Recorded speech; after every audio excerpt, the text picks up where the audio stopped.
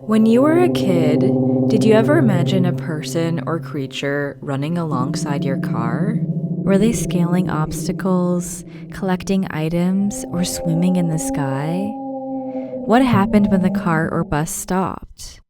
Did they disappear? Did they die? Today, I want to figure out what run-alongs are and why this daydream is so common. You need 2 ingredients to capture a run-along. You need to be passively riding in a moving vehicle, not driving, and you need boredom.